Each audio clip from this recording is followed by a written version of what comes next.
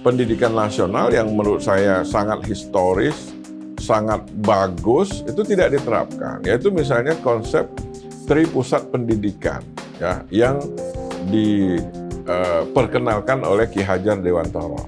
Bahwa pendidikan itu tidak hanya di sekolah. Pendidikan itu ada pendidikan informal, dalam keluarga itu harus ada berlangsung pendidikan secara sadar di sekolah dan di tengah masyarakat. Sebenarnya pendidikan itu untuk anak atau untuk kurikulum.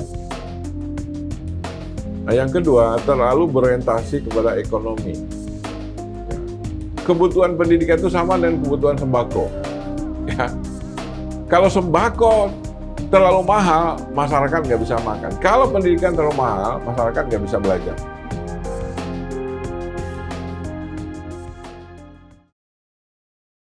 Prof, kita kan di 2 Mei nanti akan memperingati sebagai Hari Pendidikan atau Hardiknas, itu tepatnya kan besok gitu Prof ya. Nah, sedangkan tema Hardiknas sendiri di 2021 ini serentak bergerak merdeka belajar. Nah, kalau dari sisi Prof sendiri menyikapi tema Hardiknas serentak bergerak merdeka belajar ini gimana sih gitu tanggapannya? Ya saya kira ya bagus saja ya. Artinya serentak di situ, serentak bergerak itu artinya kita ingin mengajak semua komponen bangsa ya untuk eh, memberikan dukungan dan berpartisipasi di dalam membangun sistem pendidikan kita. Adapun Merdeka Belajar ini adalah satu tagline yang baru ya, satu strategi pengembangan pendidikan yang baru yang diperkenalkan oleh Menteri Pendidikan dan Kebudayaan yang ada sekarang ini. Ya, jadi saya kira memang apapun agendanya, pendidikan ini harus menjadi perhatian bagi seluruh komponen bangsa. Ya, karena tidak ada yang lebih penting bagi satu bangsa itu selain dari membangun sistem pendidikan yang bagus. Ya. Karena pendidikan yang bagus itulah yang akan menjadi landasan fundamental bagi satu bangsa di dalam melangkah ke depan dalam sektor apapun. Sistem politik juga tidak mungkin dibangun tanpa sistem pendidikan yang baik. Karena demokrasi itu tidak mungkin berjalan kalau rakyatnya tidak berpendidikan. Ekonomi juga tidak bisa dibangun kalau rakyat kita tidak dididik dengan baik. Kebudayaan juga tidak mungkin berkembang kalau pendidikan kita tidak efektif.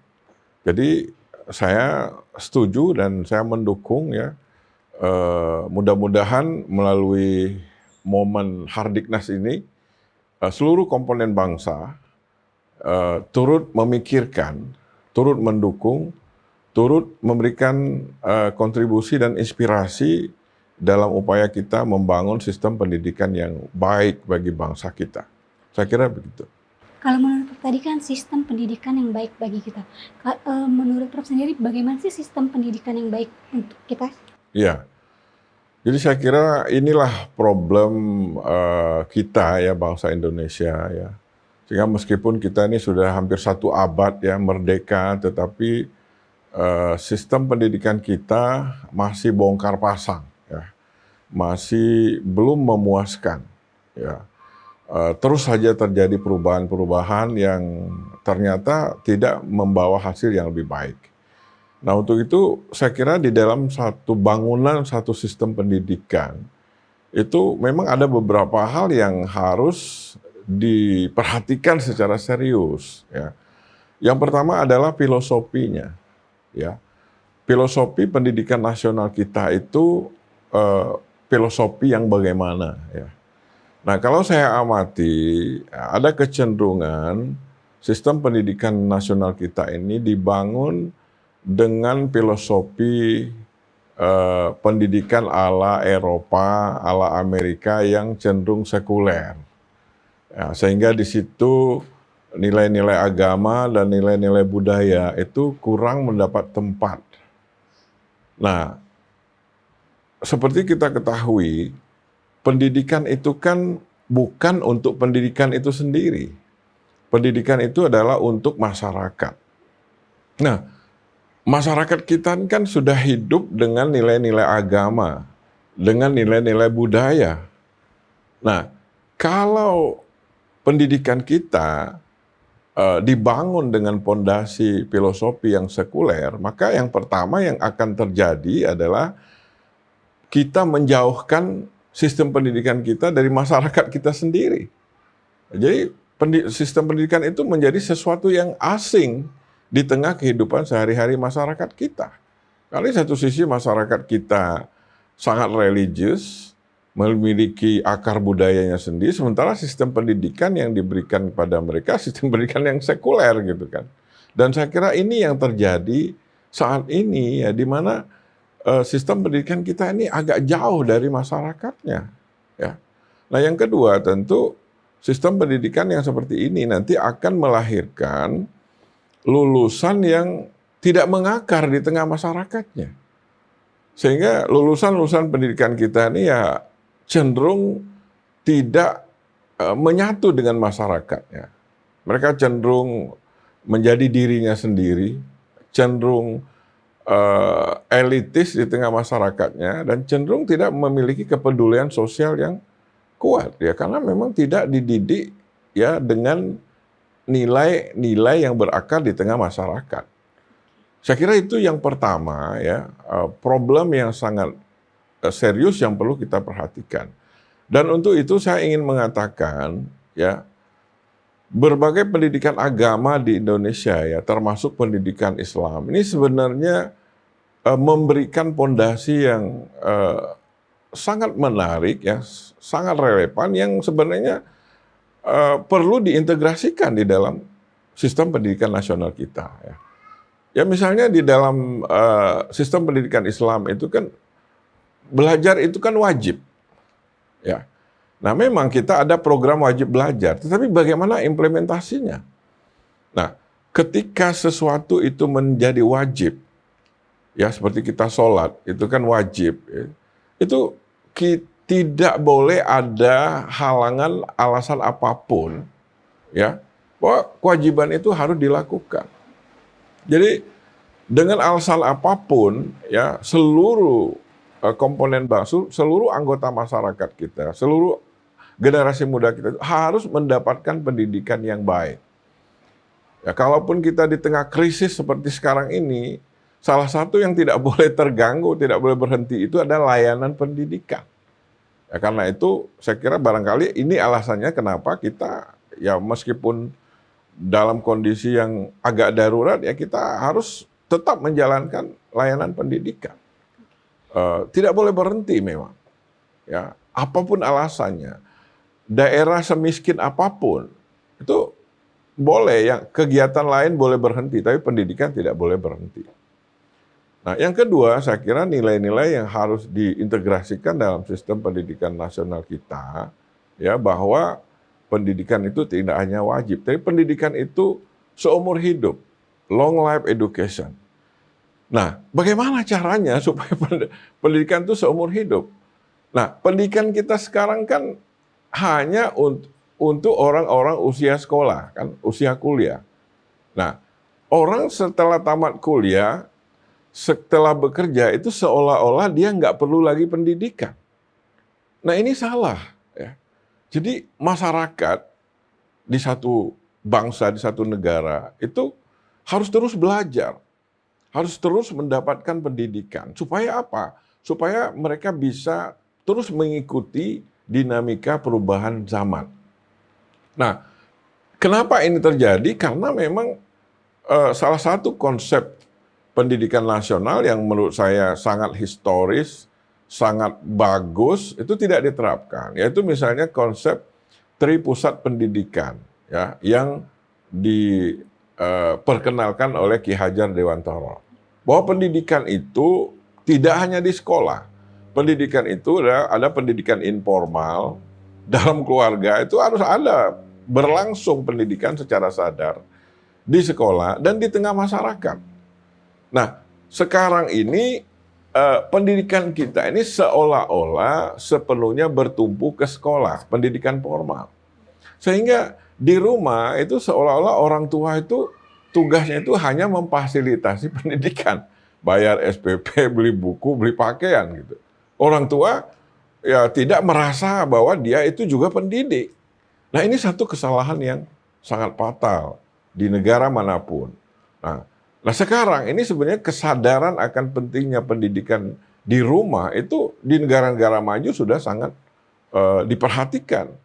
Misalnya di Finlandia itu kenapa pendidikan di sana salah satunya terbaik di dunia? Karena di situ orang tua itu dilatih, difasilitasi supaya bisa menjadi guru juga bagi anak-anaknya di rumah. Nah, kita di Indonesia kan kita hampir tidak memperhatikan ya memang sebelum orang menikah itu kalau di Indonesia itu kan ada namanya bimbingan perkawinan ya.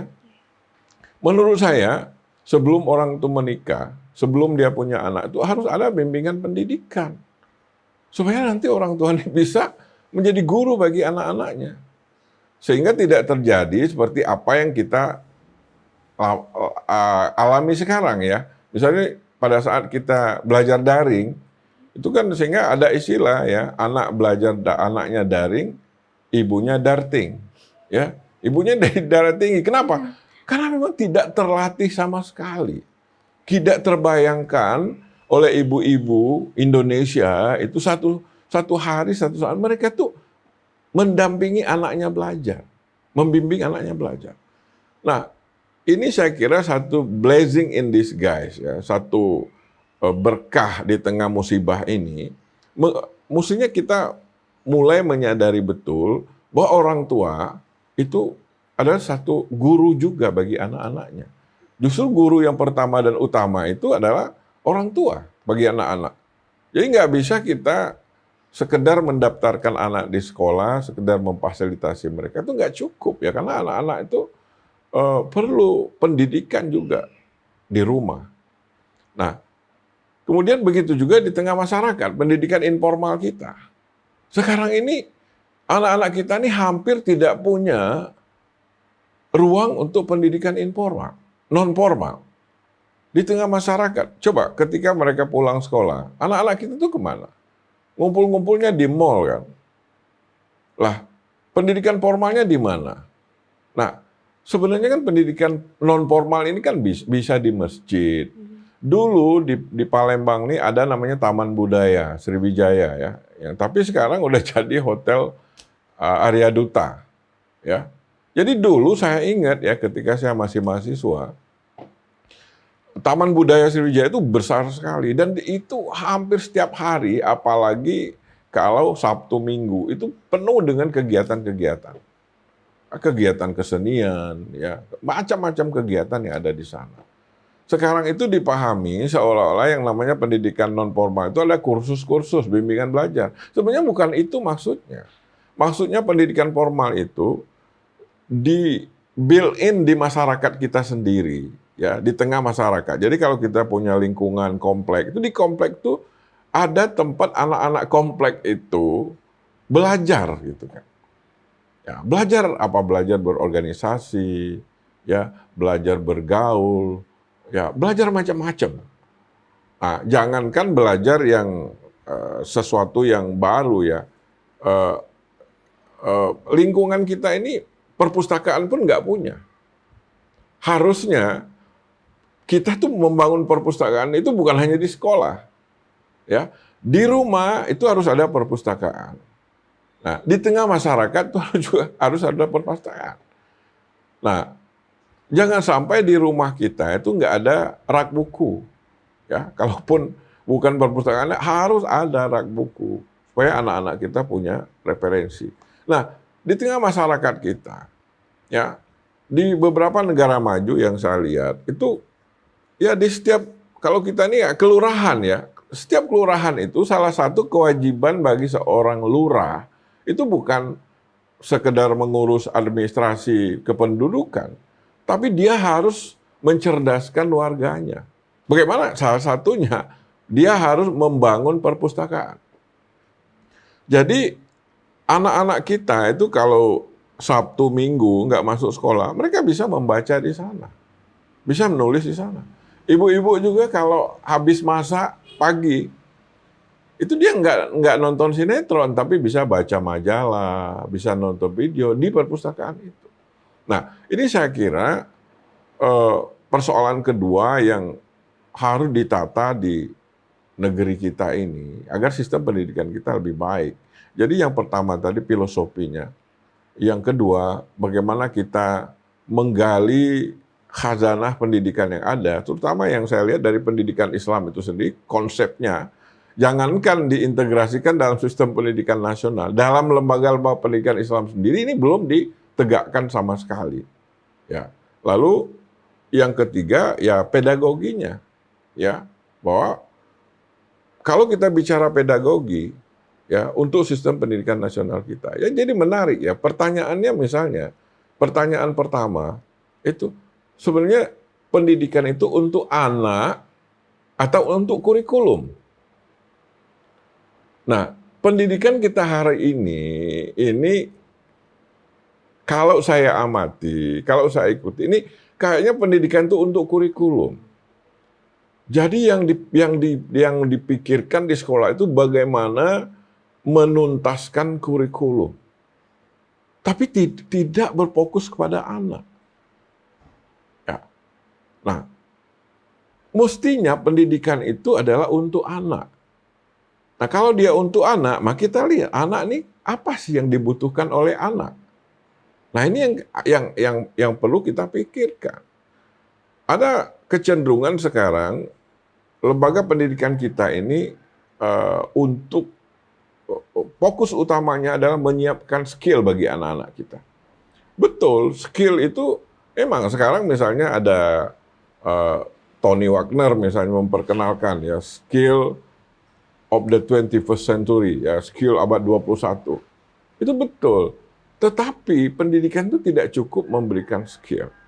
Ya, pendidikan itu harus memberikan ilmu. Ya. Ilmu itu beda loh dengan skill. Ya. Jadi pendidikan itu yang menurut UNESCO itu adalah pertama tugasnya adalah transfer of knowledge. Ya. Mentransfer ilmu pengetahuan. Nah, kalau kita bicara mentransfer ilmu pengetahuan, ya bagaimana ilmu pengetahuan yang berkembang begitu pesat itu direspon di sekolah-sekolah kita. Bagaimana guru-guru ya setiap hari mengikuti perkembangan ilmu pengetahuan lalu mentransfernya ke peserta didik. Yang kedua, pendidikan itu adalah transfer of values, harus mentransfer nilai-nilai. Jadi anak-anak kita itu nggak cukup dikasih skill, tapi anak-anak kita itu harus dibekali dengan nilai-nilai. Nilai-nilai apa? Yaitu saya katakan tadi, di negara kita ya living values, ya nilai-nilai yang hidup di tengah masyarakat itu adalah nilai-nilai agama. Coba tunjukkan mana nilai kehidupan sehari-hari kita ini yang tidak diinspirasi oleh agama. Nilai-nilai agama itu sangat penting. Nah, kemudian nilai-nilai budaya, bahkan budaya lokal. Ya. Nah, anak-anak kita itu harus diperkenalkan. Jadi mana mungkin kita ingin misalnya menghapus pendidikan agama dari sistem pendidikan nasional kita. Itu justru memang akan semakin mencerabut akar nilai dari sistem pendidikan kita dan anak-anak kita dari kehidupan sehari-hari mereka. Ya, nggak ada, hampir tidak ada tradisi kehidupan sehari-hari kita ini yang lepas dari agama. Orang menikah, orang melahirkan, ya kan? Orang arisan, itu semuanya ada kaitannya dengan nilai-nilai agama dan juga budaya lokal. Coba lihat ya budaya-budaya lokal kita itu. Ya sekarang kan tinggal pengurus-pengurus adat saja yang memperhatikan. Nah, ini kan kenapa di lembaga-lembaga pendidikan kita ini tidak diperhatikan? Padahal pendidikan itu kan untuk menyiapkan anak-anak untuk bisa menjadi bagian dari masyarakatnya. Jangan sampai justru pendidikan itu menjauhkan anak-anak dari masyarakatnya. Ya. Nah, yang terjadi sekarang kan seperti itu. Sehingga anak-anak kita ini terjauh dari masyarakatnya. Sehingga sekarang ya mereka ya bukan hanya tidak peduli, tapi banyak tidak paham dengan persoalan-persoalan yang tengah ada di masyarakatnya. Itu antara lain. Kemudian ya saya kira ada kecenderungan sekarang sistem pendidikan nasional kita ini terlalu berorientasi kepada kebutuhan ekonomi. Ya. Jadi seolah-olah pendidikan ini menyiapkan anak didik kita untuk bisa bekerja. Nah, gitu kan, untuk bisa bekerja, kalau bekerja nanti punya gaji, punya duit. Nah, itulah ukuran kesuksesan. Nah, sebenarnya sekarang kita sudah cukup inilah ya, bahwa sesungguhnya ya kalau berorientasi kepada ekonomi itu akhirnya akibatnya pendidikan kita ini over spesialisasi. Terlalu spesialis. Sehingga yang dilahirkan sekarang itu adalah manusia kotak. Ya kan? Jadi kalau dia jurusan ekonomi pokoknya nggak tahu menau. Ya, ekonomi saja. Kalau dia politik nggak tahu menau. Padahal berbagai persoalan di tengah masyarakat ini kan berkait kelindan. Nah, sehingga nggak bisa, persoalan ekonomi itu tidak bisa hanya dilihat dengan ilmu ekonomi. Ya, harus bisa juga dilihat dari ilmu politik. Karena itu maka ada politik ekonomi. Persoalan pendidikan itu nggak bisa dilihat dari ilmu pendidikan saja. Harus bisa dilihat dari ilmu politik, ilmu ekonomi, ilmu budaya, dilihat juga dari agama. Nah, akhirnya ketika lulusan-lulusan ini menjadi pejabat, menjadi pembuat kebijakan, ada kecenderungan mereka melihat persoalan-persoalan, ya, berbagai persoalan itu dengan kacamata kuda. Kenapa? Karena dia pendidikannya sangat spesialis. Jadi kita menjadi manusia kotak gitu. Kita taunya kotaknya ini. Jadi kalau lulusan ekonomi, pokoknya aku udah tahu yang lain gitu kan. Ini ekonomi. Nah, ya selain melahirkan manusia kotak, ini melahirkan manusia individualis, ya, yang sibuk dengan dirinya sendiri, yang tidak punya kepedulian sosial. Nah, yang terakhir yang ingin saya katakan ya pada momentum Hardiknas ini saya kira persoalan yang perlu kita benahi itu adalah budaya kebijakan atau policy culture. Persoalan-persoalan pendidikan ini adalah persoalan-persoalan yang sangat fundamental yang akan menentukan ya masa depan satu bangsa. Yang akan membuat lulusan-lulusannya menjadi orang-orang penting. Ya, kalau salah ya kebijakannya, maka kita juga akan melahirkan manusia-manusia yang salah, gitu kan.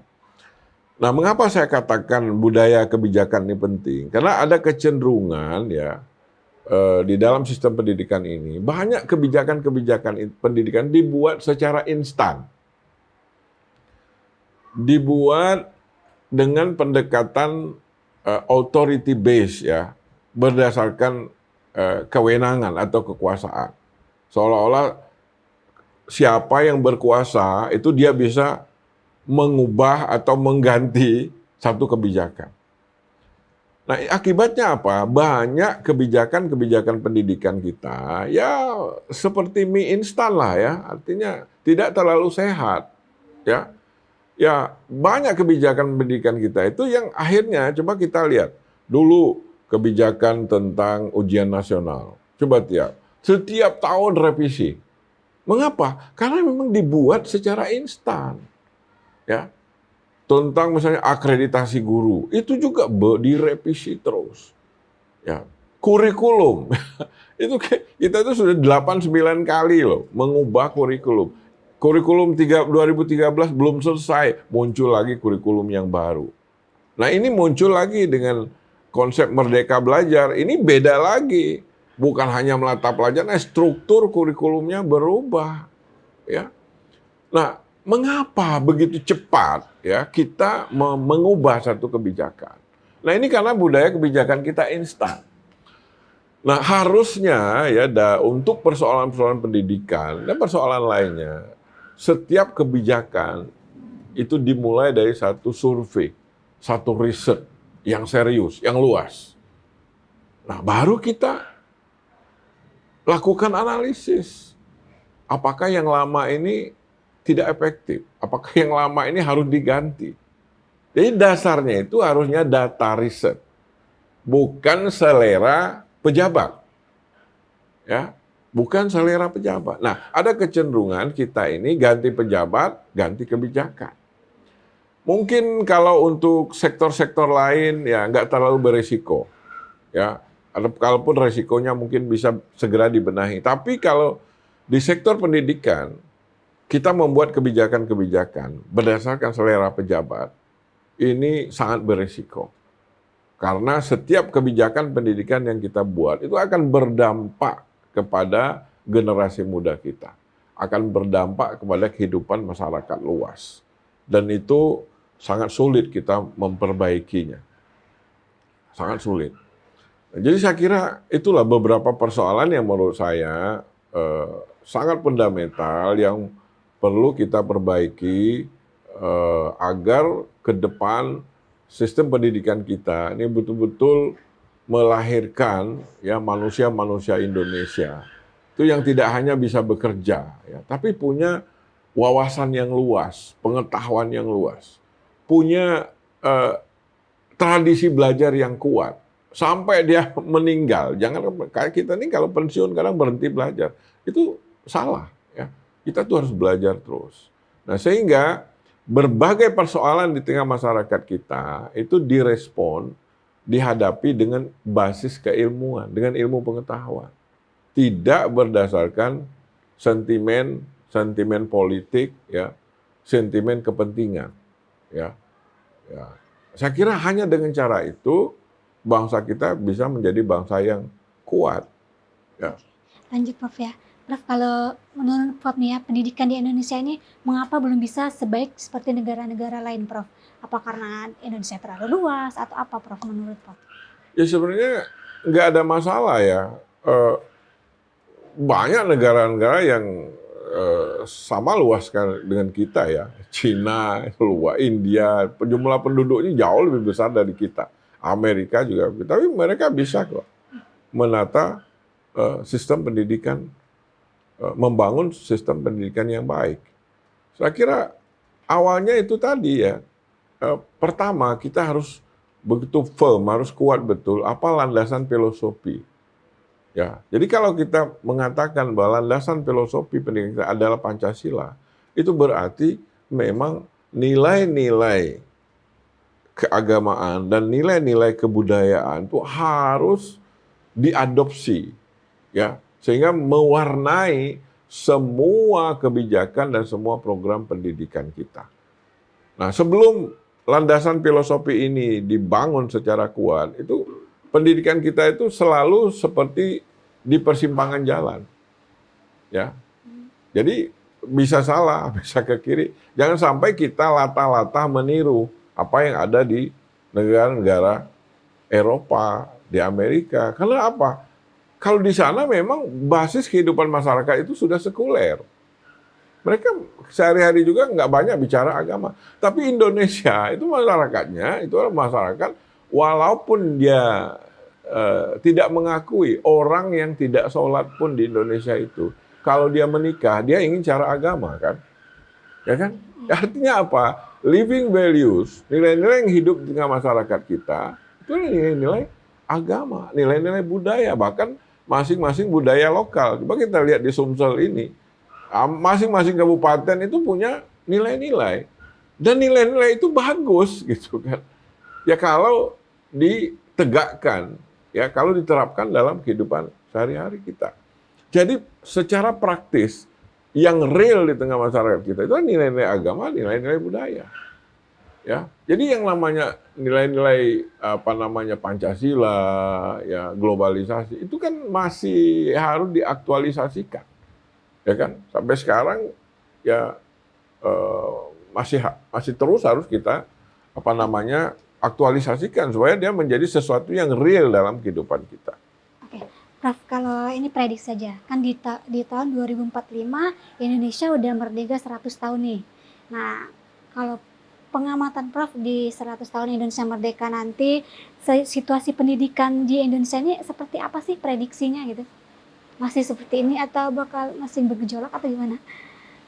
Ya, agak sulit kita memprediksinya ya, tergantung apa yang dilakukan.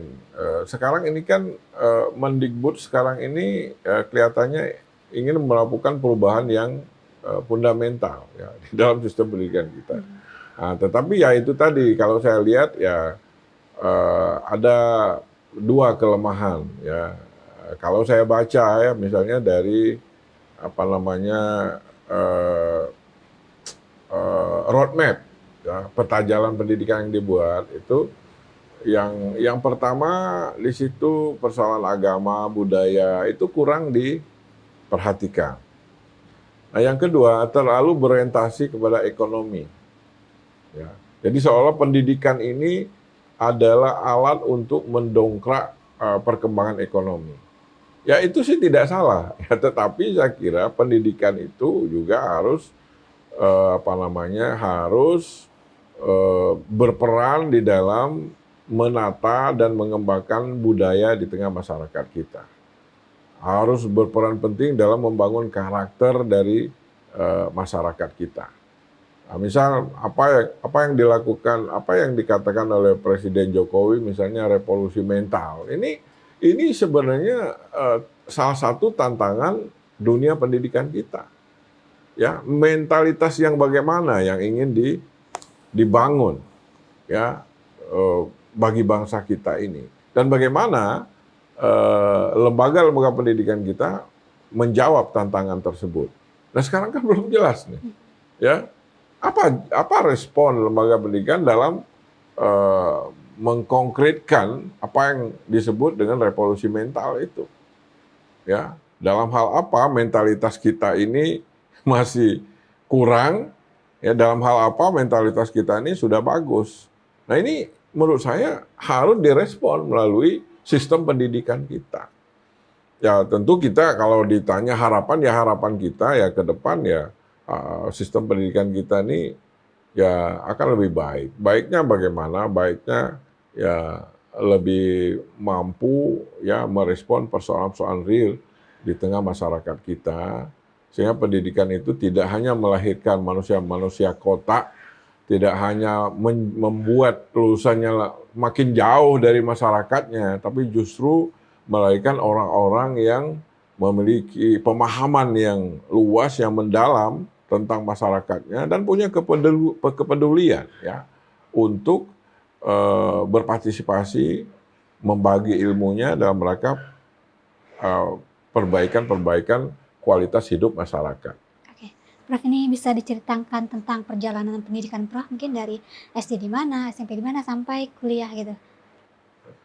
Ya saya kan pendidikan saya lahir di kota Curup ya. Nah, jadi ya pertama sekolah saya dari SD itu saya SD-nya SD biasa ya karena belum ada SDIT ya di zaman saya dulu. Tapi saya kemudian dari SD itu masuk PGA. Jadi PGA itu pendidikan guru agama. Jadi nah dari PGA masuk ke Fakultas Tarbiyah UIN. Lalu dari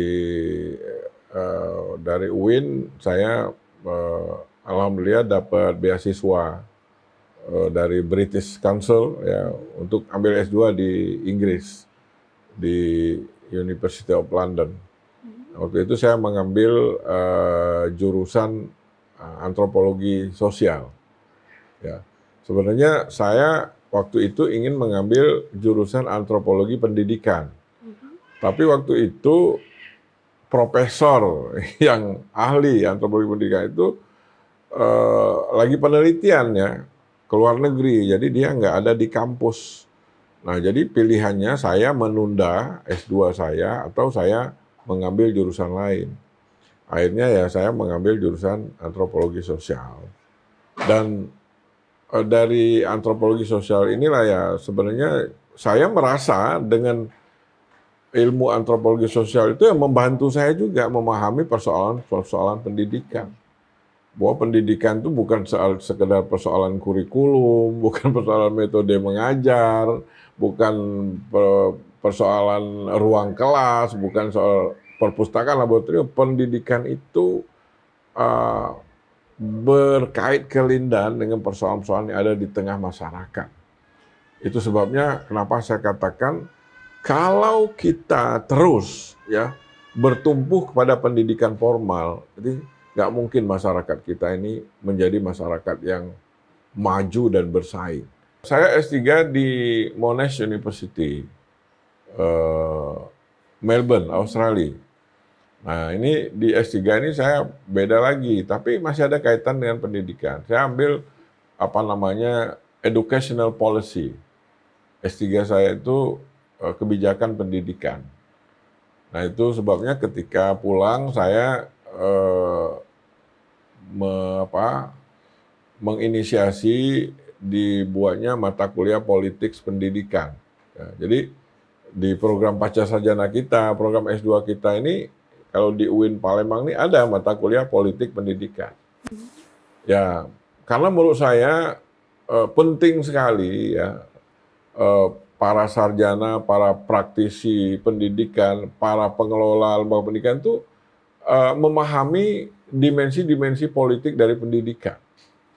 Kenapa? Karena banyak persoalan-persoalan pendidikan kita itu akarnya itu bukan di sekolah. Ya, tapi akarnya itu adalah di pusat-pusat politik. Ya. Persoalan pendidikan kita itu kan bukan sekedar persoalan kualitas guru, bukan persoalan relevansi kurikulum, bukan soal persoalan kelengkapan sarana prasarana, tapi bagaimana kebijakan pendidikan dibuat di gedung DPR. Bagaimana bupati, gubernur menyikapi persoalan-persoalan pendidikan. Apa kebijakan-kebijakan mereka. Nah, ini perlu dipahami supaya kita bisa membuat analisis yang lebih objektif tentang persoalan pendidikan kita. Ini jangan sampai kok pendidikan kita ini kurang bermutu, kita menyalahkan guru saja. Seolah-olah guru salah. Sarana kurang. Kita kan selama ini kan gitu ya. Kalau ada masalah pendidikannya selalu dana kurang, gurunya tidak berkualitas, kurikulumnya tidak. Apa betul? Ya? Jangan-jangan ini memang komitmen pemerintah daerah, ya kan? Atau ada kebijakan yang kurang tepat, yang menimbulkan masalah pendidikan. Nah, karena itu ya saya katakan semua sarjana pendidikan itu harus paham loh politik pendidikan, ya. Karena pendidikan itu adalah salah satu public good, ya, salah satu kebutuhan publik. Publik bukan private good, bukan milik pribadi, public good. Ini adalah hak. Jadi kalau menurut UNESCO pendidikan itu adalah apa namanya basic need ya, kebutuhan dasar manusia. Jadi kita orang tua kita itu kalau kita udah cukup makan, sudah cukup pakaian, yang mereka pikirkan yang kedua adalah pendidikan. Ini naturally secara alami setiap orang tuh memang akan butuh pendidikan. Nah, karena itu para pimpinan ya di daerah maupun di pusat itu memang harus sensitif dengan pendidikan. Jangan sampai pendidikan ini tidak lagi menjadi milik publik, tapi menjadi milik private. Nah, karena itu misalnya sekarang banyak lembaga-lembaga pendidikan tuh yang elitis. Ya, yang komersil. Ya. Nah, sekarang kita nggak usah sebut lah, ada lembaga pendidikan, ya di situ siswanya anak-anak pejabat kumpul, ya kan? Ini tidak boleh terjadi. Bagaimana caranya? Ini tidak terjadi, nggak boleh, ya. Lembaga pendidikan itu nggak boleh elitis. Lalu coba lihat biaya pendidikan kita sekarang. Ada biaya TK yang lebih mahal dari biaya program S3. Ya. Ini kok dibiarkan gitu? Nggak boleh ini dibiarkan. Ya menurut saya pemerintah daerah ini harus membuat patokan, harus membuat standar. Misalnya sekarang urusan pendidikan dasar itu kan urusan bupati wali kota. Mereka harus buat standar loh. Berapa yang namanya SPP atau UKT maksimal itu harus dibuat. Jangan semau-maunya gitu kan. Memanfaatkan psikologi orang tua. Kita kalau orang tua itu ya artinya minjem pun, ngutang pun ya itu siap kok demi anak-anak. Tapi kan tidak harus begitu. Ya, karena pendidikan itu public good. Ya, pendidikan itu wajib disampaikan ke setiap warga gitu kan. Nggak boleh. Ya menurut saya harus dibuat. Di setiap kabupaten itu buat jadi uang SPP misalnya untuk TK itu bayarannya berapa, maksimumnya berapa. Sekarang SLTA urusan gubernur.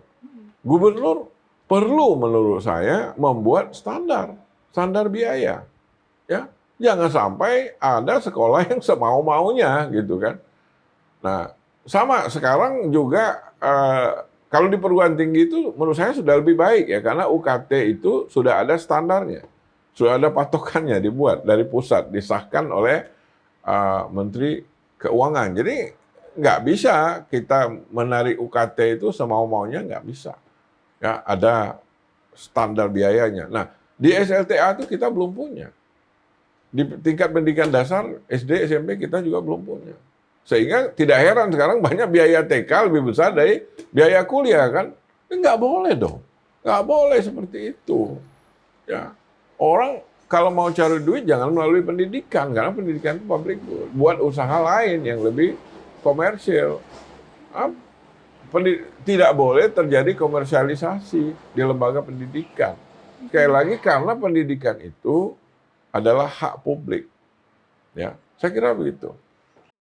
Prof kan sudah banyak menulis nih tentang jurnal ilmiah internasional. Salah satu di antara itu tentang pendidikan dengan sikap politik. Nah, sebenarnya yang sudah tulis itu apa sih yang ingin disimpulkan dari kajian-kajian itu gitu? Kesimpulannya? Ya, jadi memang salah satu bidang yang saya tekuni itu politik pendidikan. Ya. Tulisan-tulisan saya juga banyak menyangkut politik pendidikan. Ya. Nah, salah satu uh, uh, pesan penting dari tulisan-tulisan itu, ya, mari kita sadari, mari kita pahami bahwa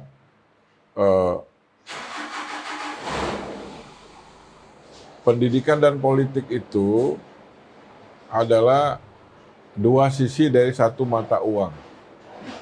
Ya, pendidikan tuh nggak bisa maju kalau tidak ada political will. Dan bangunan politik di satu negara itu nggak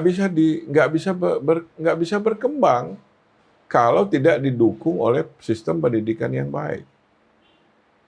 Nah ini sangat penting. Jangan sampai para politisi kita mengira ya bahwa pendidikan ini hanya sekedar objek saja ya. Ya sekarang misalnya kita pengalaman ya kita sudah reformasi sudah berapa tahun. Kenapa? Demokratisasi ini kan indeks demokrasi kita masih jauh sekali. Ya, padahal kita sudah mencanangkan demokratisasi sejak tahun 98. Ya kenapa? Ya salah satunya karena demokratisasi itu tidak didukung oleh sistem pendidikan yang berkualitas. Nah, saya ambil contoh ya. Kenapa misalnya di Indonesia orang kalau mau nyalon itu kemana-mana harus mengubar janji, ya kemana-mana harus bawa amplop lah ya. Kan di Indonesia kan gitu ya. Kita lihatlah setiap pilkada, setiap pemilu gitu kan, sembako gitu kan. Jadi calon itu harus punya modal yang besar ya untuk menarik simpati masyarakat. Dan masyarakat kita itu masih gampang sekali digoda dengan sembako, dengan amplop. Nah, coba kebalikannya, kalau di Amerika misalnya, itu kan malah sebaliknya. Masa masyarakat yang pupuan untuk membiayai kampanye calon yang mereka dukung. Jangan coba-coba di Amerika, misalnya calon gubernur, calon presiden itu datang ngasih-ngasih amplop, oh itu justru dia akan jatuh. Tapi di Indonesia kan enggak. Kalau Anda calon, ya calon nggak bawa apa-apa itu oleh masyarakat ditertawakan. Ay, bawa assalamualaikum baik gitu kan. Nah ini apa? Ada kaitannya dengan pendidikan. Ya, nah, bagi masyarakat kita ya pemahaman mereka politik itu sebatas itu. Ya, jadi pendidikan dan politik ini dua hal yang tidak bisa dipisahkan. Ya, dan untuk melahirkan sistem pendidikan yang baik, kita harus membangun politik pendidikan yang baik. Ya, ya memang betul bahwa pendidikan itu nggak bisa maju kalau tidak ada political will.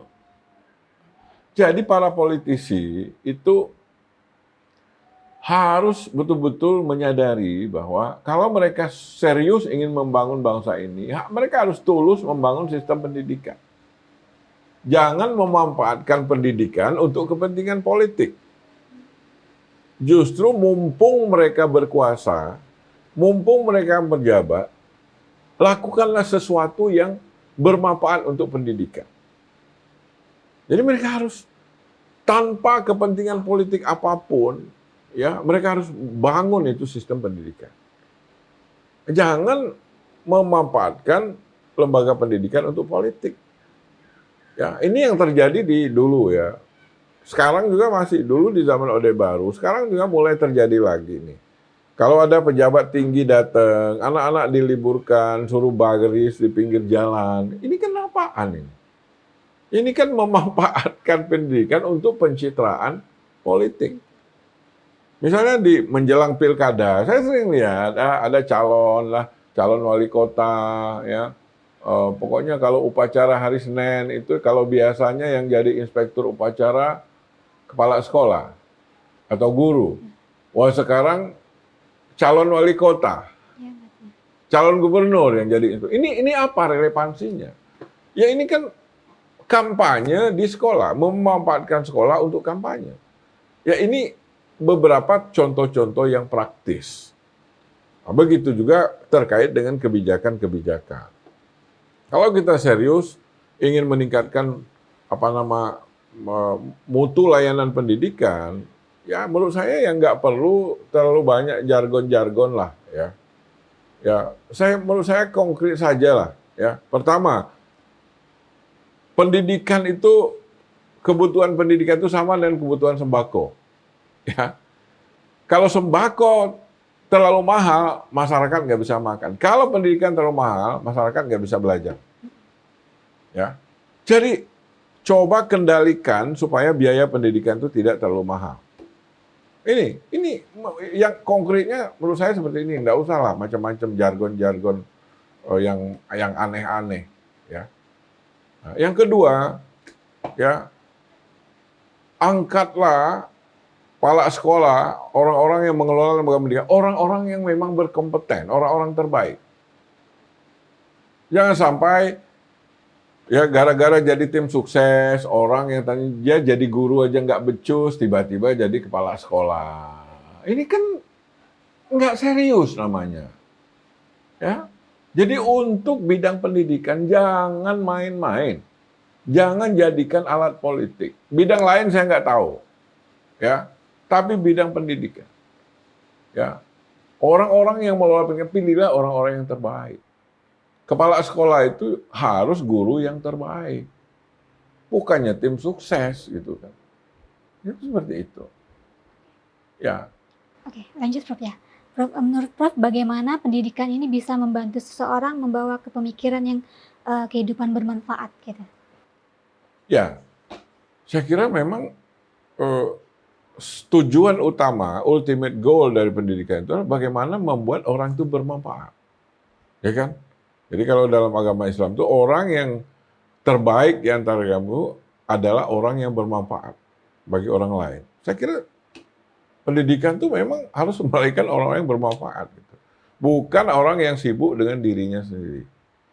Ya, karena itu, seperti saya katakan tadi, pedagogi, ya, ilmu mengajar yang kita berikan ini jangan terlalu berorientasi kepada kepentingan ekonomi. Bahwa lulusan pendidikan kita perlu skill, perlu bekerja, itu betul. Tapi jangan lupa, ya, kaum terdidik kita itu harus menyatu dengan masyarakatnya. Harus punya kepedulian terhadap masyarakatnya. Nah, untuk itu mereka harus paham loh. Ya, mereka ini hidup di tengah budaya yang seperti apa, di tengah nilai-nilai yang seperti apa. Ya, karena itu perguruan tinggi kita tidak boleh berada di Menara Gading. Ya, dia harus menyatu dengan masyarakatnya. Ya, dan lulusan-lulusan pendidikan kita, ya, salah satu menurut saya yang penting, ya, dari konsep Merdeka Belajar itu adalah bagaimana peserta didik itu diberi kesempatan beberapa semester untuk berada di tengah masyarakat.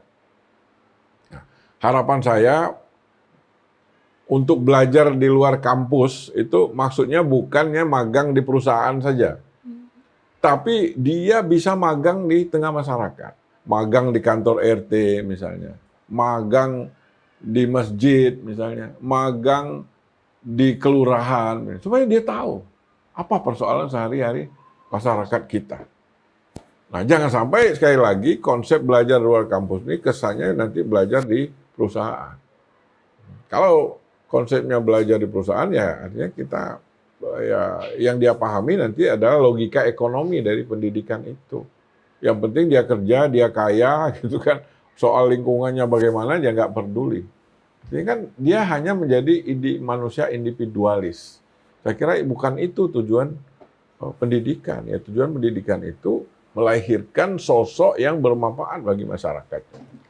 Terakhir Prof, mungkin tentang Merdeka Belajar dan belajar di saat pandemi ini kan secara daring. Ya. Prof sendiri setuju atau gimana nggak itu? Ya, jadi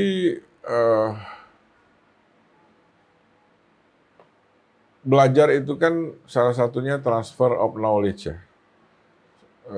Ada transfer of values, ya. Ada pembenahan karakter. Jadi sebenarnya kalau kita bicara pada sisi transfer of knowledge, transfer ilmu, menurut saya belajar daring itu sangat efisien. Ya, karena belajar daring itu kan pertama kan dia spaceless, ya, tidak mengenal tempat. Ya. Yang kedua, belajar daring itu timeless, tidak mengenal waktu. Jadi kita mau membaca, mau googling, mau cari bahan, sebanyak mungkin, itu bisa kapan saja, sesuai waktu. Ya. Jadi sekarang, kalau dulu mungkin wartawan tuh mau kuliah susah gitu kan. Kalau sekarang nggak ada masalah. Ya. Bisa belajar tengah malam, bisa belajar subuh gitu kan. Nah, cuma kan begini, sejauh mana belajar daring itu bisa efektif? Ya. Ini kan pertanyaan yang penting. Ya, bahwa dia bisa efisien waktunya itu betul, tapi apakah ini efektif? Ya, karena begini ya, di era digital ini, kalau kita bicara sumber ilmu ya, sumber belajar itu banyak sekali ya. Setiap menit ya di internet itu banyak artikel, buku itu di-upload yang bisa kita akses. Cuma persoalannya ya 80% dari artikel-artikel yang berkualitas di internet itu, buku-buku itu dalam bahasa Inggris. Ya. Nah, itu sebenarnya kenapa sekarang ini kalau saya lihat ini terjadi paradoks. Di satu sisi sumber belajar itu banyak sekali. Ya. Tapi di sisi lain kemampuan masyarakat, kemampuan peserta didik untuk memanfaatkan sumber belajar itu nggak ada. Terbatas. Karena persoalan kita bukan sekedar gadget, bukan sekedar jaringan internet. Persoalan kita adalah bahasa. Ya kan? Ya, ya walaupun punya internet kenceng, tapi kalau nggak bisa baca bahasa Inggris, ya macam mana? Ya kan? Berarti saya katakan tadi, saya punya survei, ya 80% artikel dan buku-buku terbaru ya yang ada di internet itu yang dicetak dan ada di internet itu dalam bahasa Inggris. Ya. Kemudian 4% dalam bahasa Arab. Sisanya itu gabungan dari bahasa. Jadi yang bahasa Indonesia itu ya sebenarnya sedikit sekali. Ya, mungkin kalau kita ke toko buku Gramedia, ya, banyak buku bahasa Indonesia. Tapi itu sebenarnya nggak nggak ada apa-apanya dibanding dengan sumber belajar yang ada ya di dunia ini. Nah, jadi salah satu paradok yang terjadi di dunia pendidikan kita sekarang ini adalah paradok antara tersedianya sumber belajar yang luar biasa dengan kemampuan peserta didik dalam menyerap itu. Nah, karena itu yang menurut saya harusnya ya, kenapa misalnya di Singapura itu pendidikannya bisa bersaing di tingkat dunia. Malaysia juga gitu.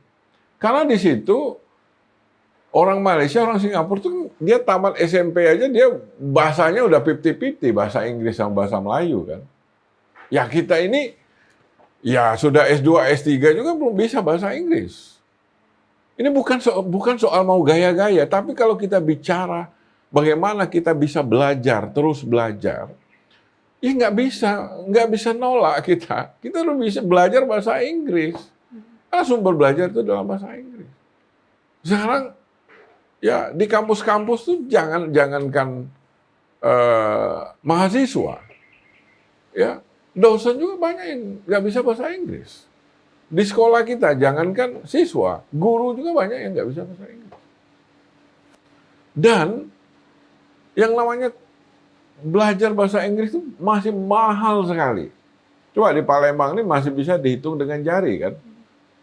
Jadi kota yang penduduknya sebesar ini, itu tempat kursus bahasa Inggris juga sudah sangat terbatas. Lah, bagaimana caranya supaya anak-anak kita ini cerdas ke depan? Ya, pemerintah harus memperkuat pendidikan bahasa Inggris. Sekolah-sekolah itu harus memperkuatnya. Pemerintah harus mendorong adanya kursus-kursus bahasa Inggris yang biayanya terjangkau. Kita tahu lah ya, kursus bahasa Inggris yang ada mahal sekali. Ya, 2-3 kali lipat biaya sekolah kan. Akhirnya juga hanya anak-anak yang diantar pakai mobil-mobil mewah yang bisa. Akhirnya kan seperti lingkaran setan. Ya kan? Jadi anak orang yang sudah kaya, orang sudah berpendidikan, mendapat pendidikan yang lebih baik, bekerja lebih baik. Nanti di mereka lagi, anak mereka lagi. Yang miskin tetap miskin. Ya kan? Nah, inilah tugas pemerintah. Mendobrak lingkaran setan ini. Supaya yang bisa mengenyam pendidikan berkualitas itu bukan hanya anak-anak orang kaya. Bukan hanya anak-anak pejabat, tapi orang-orang miskin. Ya. Supaya apa? Supaya dia bisa mengalami mobilitas sosial. Jadi dia kalau sekolahnya bagus, kan kerjanya bagus, dia ekonominya bagus, dia bisa bantu orang tuanya, bisa bantu adiknya. Kan begitu. Tapi kalau yang miskin, sekolahnya asal-asalan, ya nggak mengubah nasib. Akhirnya ya itu ke itu saja ya. Nah, jadi ya saya kira banyak PR kita ya, banyak PR kita untuk membenahi sistem pendidikan kita supaya 100 tahun merdeka nanti kita betul-betul merdeka ya. Jadi merdeka itu kan bukan hanya terbebas dari penjajahan fisik ya.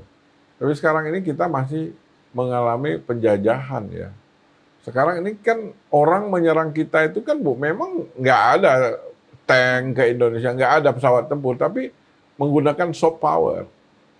Ya, kita diperkenalkan nilai-nilai budaya yang asing, ya kan? Kita diperkenalkan dengan cara berpikir yang asing.